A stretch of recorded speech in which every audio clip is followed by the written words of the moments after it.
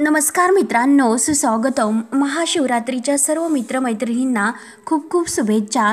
तर लक्ष्मीच्या पावलांनी या मालिकेच्या आजच्या भागामध्ये आताही काजल विचार करते की काय करू, नक्की सोहमला कॉल करू किंवा नको करू, कारण तिला खूपच टेन्शन आलेले असते. म्हणून ती आता मेसेज करण्याचं ठरवते आणि सोहमला मेसेज करते.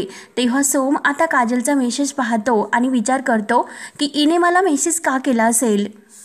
आणि असा डायरेक्ट मेसेज आला म्हटल्यानंतर संगीता काकींना नक्कीच टेन्शन आले असणार. नाहीतर ही मला तशी मेसेज नाही करणार, मग मी काय करू, हिला रिप्लाय करू किंवा नको करू. नाही, काजलला फोन करायला नको, त्यापेक्षा मी संगीता काकींनाच फोन करतो आणि डायरेक्ट फोन करून विचारतो की नक्की काय झाले आणि काय करणार आहात म्हणून.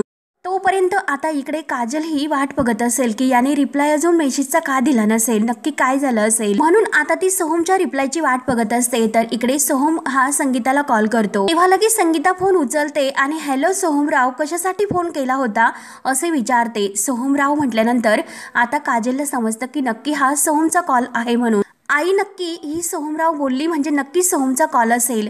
म्हणून काजल संगीता आणि सोहम नक्की काय बोलतात हे पाहण्यासाठी येते आणि ते ऐकत असते. तेव्हा आता लगेच सोहम हा संगीताला विचारत असतो, मला तुम्हाला एक बातमी द्यायची होती आणि काका आहे का तिकडे. मग दोघांनाही बरोबर सांगितले असते. तेव्हा आता संगीता म्हणते की ते जरा बाजारात गेले, पण तुम्ही बोला, तुम्हाला काही सांगायचे असेल ते सांगा. तेव्हा आता सोहम म्हणतो की काही हरकत नाही, आल्यानंतर तुम्ही त्यांना हे सर्व सांगा. सोहम सांगायला सुरुवात करतो की तुम्ही इकडचं काही टेन्शन घेऊ नका, इकडे सगळं काही व्यवस्थित झाले. आमच्या ऑफिसमध्ये पेस्ट कंट्रोलची फवारणी झाली होती आणि कलावहिनीने जो केक बनवला होता ना, त्यावर सुद्धा ती फवारणी झाली आणि तो केक खाल्ल्यानंतर हे सगळे काही उंदीर मरून पडले आणि त्यामुळे हा सर्व गोंधळ झाला. तेव्हा आता हे सर्व ऐकून संगीता डोक्याला हात लावते. त्यावर आता संगीता विचारते की पोलीस काय म्हटले. तर लगेच आता सोहम सांगतो की पोलीस असं म्हणाले की कलावहिनी ही निर्दोष आहे, तिचा यामध्ये काही हात नाही. तेव्हा संगीताच्या जीवात जीव येतो. संगीता म्हणते की काय म्हटलात, पोलीस स्वतः म्हटले की माझी कला निर्दोष आहे म्हणून. तेव्हा ते ऐकून आता काजलला सुद्धा आनंद होतो. तर सोहम पुढे म्हणतो, पेस्ट कंट्रोलवाल्या याने स्वतः येऊन सांगितले की त्याने हे केकवर सुद्धा फवारणी केली होती.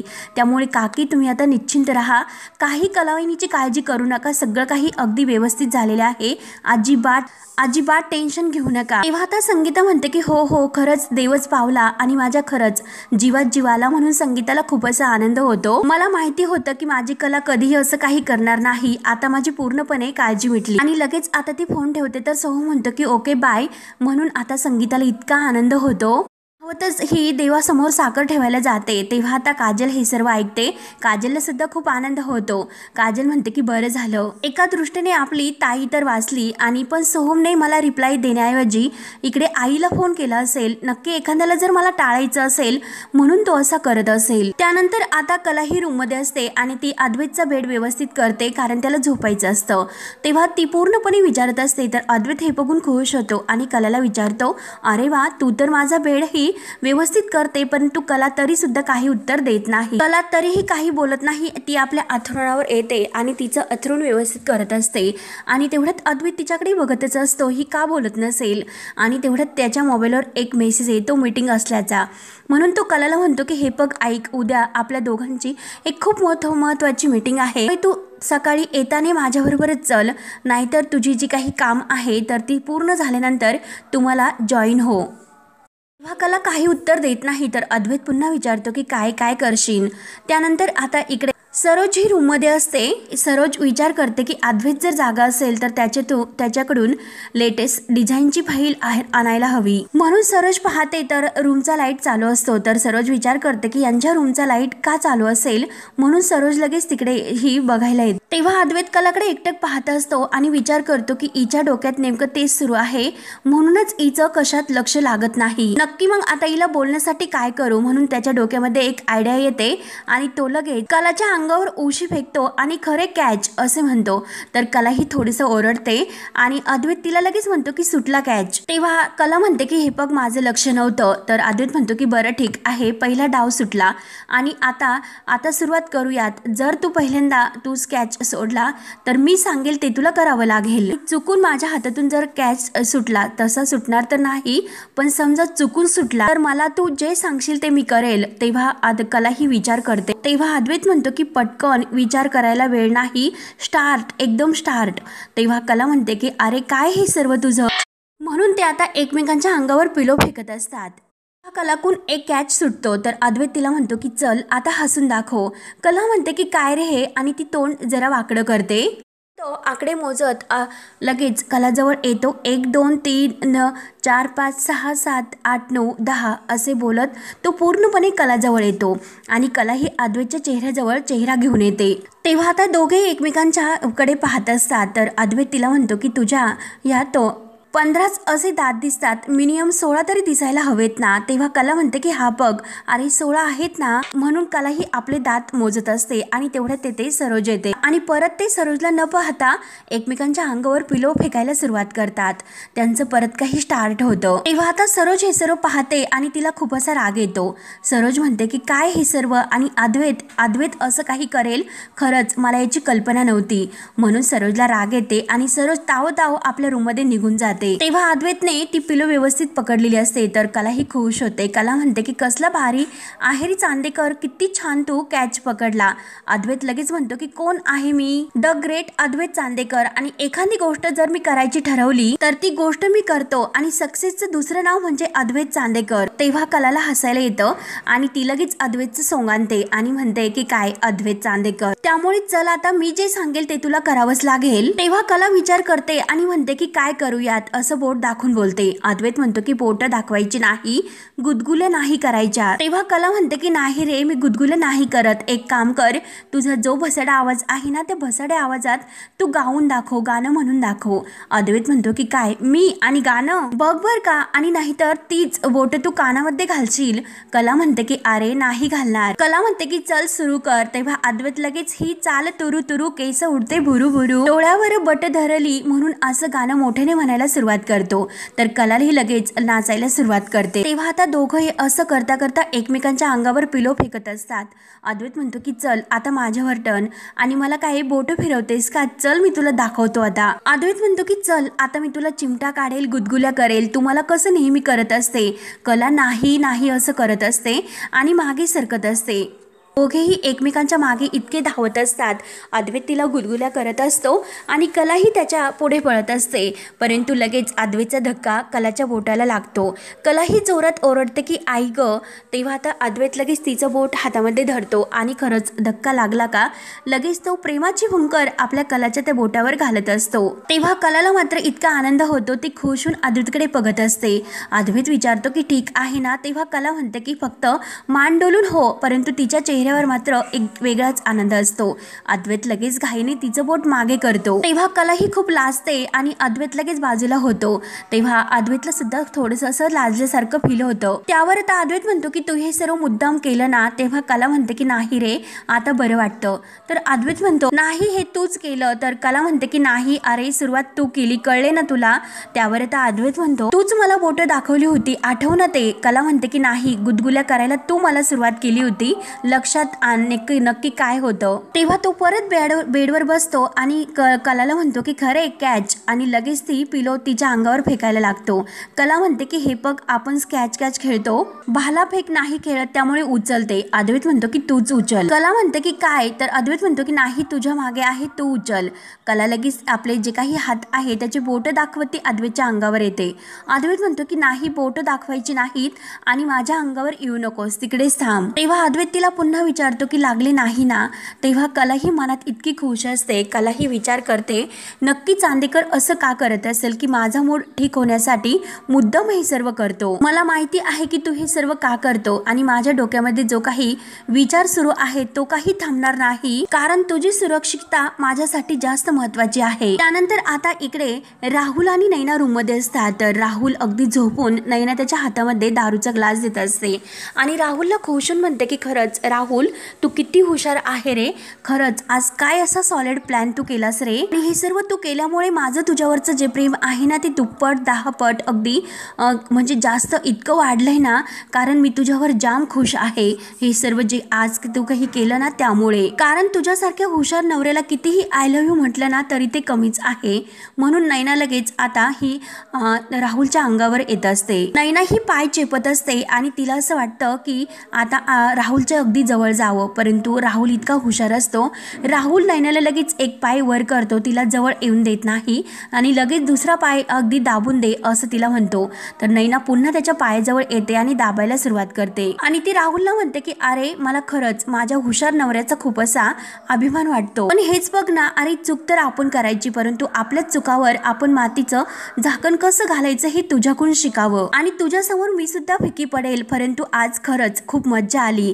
तेव्हा आता राहुल खूप खुश होतो आणि तो नैनाला म्हणतो की आली ना मजा. मग एकदा राहुलने ठरवलं म्हणजे ठरवलंच. त्या पेस्ट कंट्रोल वाल्याचा रिमोट कंट्रोल वापरून त्या बहिणीचा अतिशहाणे त्या बहिणीला कसं कंट्रोल केलं ते. नैना ती ऐकून अगदी खुश होते आणि हो हो असं म्हणते. नैना म्हणते की खरंच काय जबरदस्त रे, अगदी खरंच कमालच केली तू.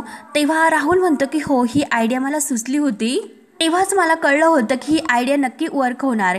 तेव्हा आता नैना म्हणते की राहुल, आपण एवढ्यावरच आता हे सर्व थांबवायला नको, आपल्याला काहीतरी आणखीन विचार करावा लागेल. माझी अति बहीण आहे ना, ती अति हुशार आहे आणि हे बघ आपल्या दोघांचं स्वप्न तेच आहे, परंतु त्या कला आणि अद्वैत या दोघांच्या सोबत तू त्या सोहमला विसरू नको. सोहम सुद्धा अति हुशार आहे, अगदी त्यांना सामील. मी काय म्हणते हे तुझ्या लक्षात येतेत ना, म्हणून आता ती सोहम आणि अद्वैत कला हे किती हुशार आहे याबद्दल राहुलला समजावत असते. तेव्हा आता लगेच राहुल रागाने म्हणतो की हे बघ राहुलला शिकवायचं नाही. तर नैना म्हणते की हे बघ. तेव्हा आता राहुल म्हणतो की हे बघ प्लॅन आहे माझ्या डोक्यामध्ये. त्यानंतर आता इकडे अद्वैत आणि कला ही रूम मध्ये असतात, तर त्यांचा जो काही खेळ हा सुरू असतो. तर कला म्हणते की चांदेकर हे बघ चल आता झोपूयात, दिवे बंद कर. तेव्हा अद्वैत मनात विचार करतो की आता कुठे इचा मूड बरा झाला होता आणि लगेच मध्ये का बंद केलं असेल इने, आणि खरंच हे खरे म्हणजे एक विचित्र प्रकार आहे, हे खरं आहे. परत बेडवर बसतो आणि कलाला विचारतो की खरे हे बघ, जर तुझा मूड नसेल तर तू कमी बोलली किंवा नाही बोलली तरी चालेल, पण जरा डोकं शांत ठेव, कारण उद्याची ही मीटिंग खूप इम्पॉर्टंट आहे. कामाच्या बाबतीत कोणताही कॉम्प्रोमाइज केलेला मला नाही आवडत, त्यामुळे तू फोकस राहा आणि अगदी शांतपणे झोप. अद्वैतला माहिती असतं की कला नक्की काहीतरी विचार करत आहे, त्यामुळेच तिच्या डोक्यामध्ये काहीतरी असे अनेक प्रश्न येतात आणि ती माझ्याशी काही बोलत नाही, त्यावरच ती विचार करते. म्हणून तो कलाला याबद्दल शांत राहण्यासाठी सांगत असतो. तेव्हा अद्वैत आपल्या जागेवर जाऊन झोपतो. तर कला ही विचार करत असते त्या केसबद्दल. आजोबांनी जरी ही केस बंद करण्याचा निर्णय जरी दिला असेल ना, तरी सुद्धा माझ्या डोक्यामधून ते काही जाणार नाही. माझ्या मनातील हा विषय काही बंद होणार नाही. हे सगळं जे कोणी काही करतं ना, ते मुद्दाम करतं आणि ठरवून करतो. म्हणून कलाचा हा राहुलवर डाऊट असतो. कला म्हणते की राहुलचं नक्की काय चाललं आणि मध्येच त्याने हा पेस्ट कंट्रोलवाला त्याला का घेऊन आला असेल आणि त्या पेस्ट कंट्रोलचं त्याने का काढलं असेल, आणि ऑफिसमध्ये पेस्ट कंट्रोल हा कुणाला न विचारता याने का हा निर्णय घेतला असेल, नक्की काय असेल ही सर्व. आणि राहुल हा सर्व काही मनापासून कधी करायला लागला आणि जराही त्याला विचारलं तर नक्की बोलायचं काय हे सुद्धा त्याला समजत नव्हतं. आणि गरज नसताना रोहिणी मॅडम सुद्धा मला इतक्या का बोलल्या असतील, त्यामुळे या दोघांच्या वागण्यात मला काहीतरी नक्की गडबड वाटते. त्यामुळे या सर्वाचा एकच उपाय आहे की सर्वात अगोदर म्हणजे मला इतकी सावधगिरी बाळगावी लागेल, तरच मला आता खरं काय या सत्यापर्यंत पोहोचता येईल. म्हणून कला ही स्वतःला इतकं सतर्क करते. त्यानंतर आता दुसऱ्या दिवशी कला ही सकाळी उठते, आंघोळ वगैरे करून सर्व काही तयार होते आणि अद्वैत झोपलेला असतो. अद्वैतकडे एकटक पाहत असते आणि अद्वैतकडे एकटक पाहत असताना तिला खूप असा आनंद होत असतो. तेव्हा आतापर्यंत अद्वैतने तिला जी काही मदत केलेली आहे ते सर्व काही क्षण आठवतात. गणपती बाप्पांच्या मूर्त्या आणून दिलेल्या अद्वैतने, आणि जेव्हा आपलं घर हे विकायला काढलं होतं तेव्हा अद्वैतने त्यांचं घर विकत घेऊन खरेंना मदत केलेली असते. तेव्हा अद्वैत तिच्यावर इतका खुश झालेला असतो आणि तिला काहीतरी असा खाण्यासाठी इंटरेस्टिंग पदार्थ त्याने मागितलेला असतो. आणि जेव्हा अद्वैतला पारितोषिक मिळालेलं असतं तर त्याचं श्रेय अद्वैतने कलाला दिलेलं असते की हे सर्व काही क्षणाची आता कलाला आठवण होते आणि अगदी तिला इतका अद्वैतकडे बघत आनंद वाटत असतो. तेव्हाही कला अद्वैतकडे बघत मनात म्हणते की जी छोटीशी गोंडस आणि निरागस जी काही छोटीशी मुलं असतात, अगदी तसा आहे माझा अद्वैत. याच्यावर कितीही मी रागवले तरी सुद्धा मला त्याच्यावर चिडून नाही राहता येत, कारण तो मनाने खरंच खूप चांगला आहे. तेव्हा कला ही अगदी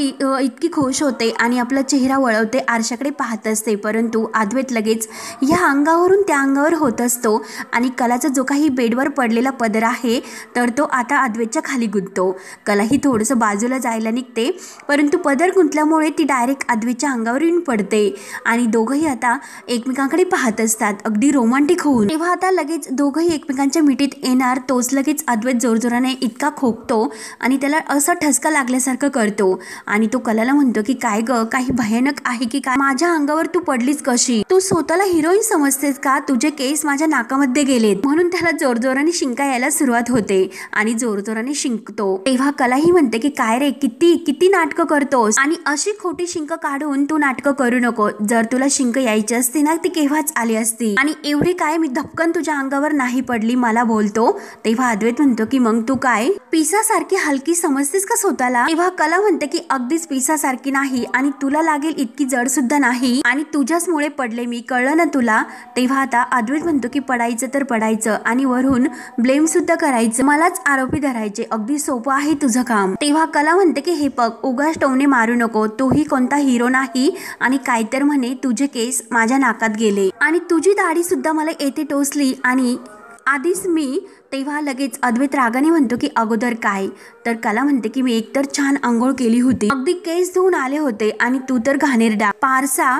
तेव्हा अद्वैत लगेच तिला म्हणतो की जा बरं कॉफी घेऊन ये. कला म्हणते की तुला कॉफी हवी आहे तर प्लीज म्हण. तर अद्वैत म्हणतो की मी का म्हणू, कॉफी आणून दे आणि तू हे पग भांडणाला सुरुवात करू नको, सांगू का मी मिसेस खऱ्यांना किती धमक्या देते. कला ही असं म्हटल्यानंतर अद्वैत लगेच तिला म्हणतो हे बघ तू मला असं काही बोलू नकोस. तर लगेच कला ही त्याला बोट दाखवते. कला म्हणते की हे बघ, बोट दाखवून माझ्याकडे बोलू नको. अद्वैत तिला सुद्धा तेच म्हणत असतो, तू सुद्धा बोट खाली कर, मी त्याबद्दल तुला सांगितलं होतं तू विसरू नकोस आणि इम्पॉर्टंट मीटिंग आहे त्याबद्दल मी तुला सांगितलं होतं विसरू नकोस. मी तुला माझ्याबरोबर घेऊन जाईल परंतु जा ना माझ्याबरोबर एक माझ्यासाठी कॉफी घेऊन ये. तेव्हा कला म्हणते की काय रे, तुला काय वाटलं की तू बोलण्यात मला अडकवशील आणि मी सगळं काही विसरे, त्यामुळे तुम्हाला प्लीज म्हण. तर अद्वैत म्हणतो की बरं ठीक आहे आणि तो कलाला प्लीज म्हणतो. तेव्हा अद्वैत म्हणतो की आता बास झालं की. कला म्हणते की हो बास. म्हणून कला ही पुन्हा जायला निघते आणि परत मागे येते आणि अद्वैतला म्हणते की तुझ्या सोबत येईल मी, मला सोडून भस्कनी पुढे जाऊ नकोस. तेव्हा कला ही कॉफी आणायला निघून जाते. तर अद्वैत म्हणतो की खरंच काय ही कटकट आहे, कुणाबरोबर राहावं लागतं मला. तेव्हा अद्वैत तयार होतो आणि खाली येतो. आबांना सुप्रभात असे खुशून म्हणतो. आबा सुद्धा म्हणतात की हो हो सुप्रभात आणि तेवढ्यात सरोज सुद्धा खाली येते आणि तो सरोजला म्हणतो की आई एक इम्पॉर्टंट मीटिंग आहे त्यामुळे मी जरा लवकरच निघतो. तर सरोज म्हणते की बरं ठीक आहे. त्यावर आता खुशून आबा म्हणतात की यशस्वी भव. तर अद्वैत लगेच खुशून थँक्यू आबा असे म्हणतो आणि तेवढ्यात कला बाहेर येते. तर अद्वैत तिला विचारतो की झाले ना सगळं काही आवरले ना, चल निघ मग. तेव्हा कला म्हणते की हो हो फक्त पर्स घेऊन येते आणि तेवढ्यात कला ही आजोबांना म्हणते की ऑफिसमध्ये जी मीटिंग आहे त्या डिझाईन बद्दल मला तुम्हाला बोलायचं आहे आणि तेवढ्यात नैना सुद्धा तयार होऊन बाहेर येते आणि हे सर्व काही बोलणं आता तिच्या कानावर सुद्धा पडतं. आजोबांना म्हणत असते की मी घरातील कामाकडे आता ही महत्त्वाची मीटिंग असल्यामुळे लक्ष नाही देऊ शकत, परंतु मी नाश्ता वगैरे सगळं काही तयारी करून ठेवलेली आहे, परंतु जेवणाला काही आता मला तयार करण्यासाठी वेळ नाही आणि तसंही मी अंजूला सांगितलेलं आहे. तर आबा लगेच म्हणतात की हे बघ कला, अगं तू कामाकडे लक्ष दे आणि घरचं बाहेरचं तू काही टेन्शन घेऊ नको. हे बघ काम करणारी आहेत ना घरामध्ये काही माणसं सुद्धा, नोकर सुद्धा आहेत आणि आज ऑफिसमध्ये महत्त्वाचं काम आहे, मग तू तेथे जा आणि छान काम कर. तेव्हा आता कला म्हणते की हो आजोबा आणि लगेच कला आणि अद्वैत हे जायला निघतात. तेव्हा लगेच रोहिणी तेथे हे सर्व ऐकते आणि मनात विचार करते की कला आणि अद्वैत हे दोघेही आज बरोबर ऑफिसला जाणार का, म्हणजे नक्की काहीतरी असं मोठं प्लॅन हाताला लागू शकतो आणि जर हे राहुलने ठरवलं तरच होईल, कारण इतकी मोठी केळी हातात असताना टंगड्या वर करून मूर्ख हा मोबाईल मध्ये गेम खेळत बसला असेल. म्हणून रोहिणी लगेच तावता उठते आणि राहुलला हे सर्व सांगण्यासाठी रूमकडे येते आणि राहुल रूम मध्ये तेच करत असतो की उलट्या टंगड्या करून गेम खेळत असतो मोबाईल मध्ये. रोहिणी रागाने येते आणि त्याला इतकं जोराने मारते. राहुल लगेच घाबरूनच उठतो आणि रोहिणी रागाने म्हणते की मला माहिती होतं नक्की तू असे टंगड्या वर करून गेम खेळत असतील आणि हे बघ अरे कला आणि अद्वैत दोघेही बरोबर ऑफिसला गेले, एक महत्त्वाची मीटिंग आहे आणि दोघेही, आणि तू तर येथे टंगड्या वर करत खेळत बसलास. अद्वैत म्हणतो की मम्मा मी जातो. तर रोहिणी लगेच रागाने त्याला बोलते आणि हे बघ राहुल, मला काही मी एक ऐकून घेणार नाही आणि ह्यावेळेस मात्र एक मोठा असा धमाका व्हायला पाहिजे आणि त्या धमाक्यामुळे मात्र सगळ्यांना कांठळ्या बसतील असा धमाका. इनफॅक्ट हे सगळेजण बहिरे झालेत ना तरी सुद्धा मला चालतील, पण काहीतरी असा मोठा धमाका तर व्हायलाच हवा. म्हणून रोहिणी आता बाहेर जाते आणि तेवढ्यात नैना आत येते आणि नैना ही लगेच राहुलला म्हणते, यासाठी माझ्याकडे एक आयडिया आहे, पण त्यासाठी मात्र तुला काही पैशांची बंडल मला द्यावी लागेल. त्यावर आता हे ऐकून राहुल म्हणतो की काय. नैना म्हणते की देशील का. तर लगेच राहुल म्हणतो की पैशाची बंडल लायकी आहे का तुझी, आणि तुला इथे राहायला जागा दिली म्हणून तू माझ्या डोक्यावर बसायचं नाही हे लक्षात ठेव. आपल्यामध्ये कोणतंही असं नातं नाही, मी तुझा नवरा नाही आणि तू सुद्धा माझी बायको नाही, ही गोष्ट लक्षात ठेव. त्यामुळे कोणताही हक्क गाजवण्याचा माझ्यावर प्रयत्न करू नकोस. तर लगेच नैना म्हणते की राहुल अरे ऐकून घे, मी काय सांगते ते. हे पैसे मला स्वतःसाठी नकोय, त्या कलाला उद्ध्वस्त करण्यासाठी हवे आहे आणि त्यासाठी माझ्याकडे एक जबरदस्त असा प्लॅन आहे. म्हणून नैना आता राहुलला कलाला कसा धडा शिकवायचा आणि कलाला कसं उद्ध्वस्त करायचं याचं प्लॅनिंग आता ती राहुलला सांगायला सुरुवात करते. तर हा भाग येथे संपतो. पुढील भागामध्ये कलाकडे आता जो काही आता एक ठरलेल्या डील प्रमाणे जो काही एक माणूस पैसे घेऊन येतो आणि त्याची ओळख करून देतो आणि ते पैसे आहे ते ठरल्याप्रमाणे डील बद्दल ते पैसे आता कलाही पाहते आणि तो बळजबरीने तो वर्मा हा कलाच्या हातामध्ये ते पैसे देत असतं. तर रोहिणी हे सर्व सरोजला दाखवते आणि हा सर्व काही रोहिणी राहुल यांचा प्लॅन असतो. तेव्हा आता कलाही ते सर्व पैसे आपल्या बॅगमध्ये भरत असते आणि त्यानंतर मात्र आता अद्वैत हा राहुल, रोहिणी आणि सरोज यांच्या समोर सानिकाला विचारत असतो, त्या वर्मांना आपण फायनल डिझाईन पाठवल्यात का. तेव्हा सानिका म्हणते की सर अजून काही फायनल झालेलं नाही. त्यावर आता ते सर्व ऐकून अद्वैत लगेच आता त्या वर्मांना कॉल करतो आणि वर्मांना म्हणतो की सर तुम्ही तर म्हणतात की अजून काही फायनल झालेलं नाही, तर तुम्ही सांगतात की पेमेंट सुद्धा केले म्हणून, म्हणजे नक्की काय. आणि आता कलाला मात्र ह्या सर्वांनी फसवलेलं असतं. तेव्हा अद्वैत हा खूप चिडतो आणि फोन ठेवल्यानंतर राहुलला विचारतो की तू त्यांना अप्रूव्हल दिलं का. तर राहुल म्हणतो की नाही. तेव्हा रोहिणी ही अद्वैतकडे बघून हसत असते. तेव्हा आता कला या सर्वातून कसा मार्ग काढणार आणि राहुल आणि रोहिणी या दोघांना कसा धडा शिकवते हे बघणं खरंच खूप रंजक ठरणार आहे. त्यासाठी पुढे काय होतं हे पाहायला आपल्या चॅनलला नक्की सबस्क्राईब करत राहा. धन्यवाद.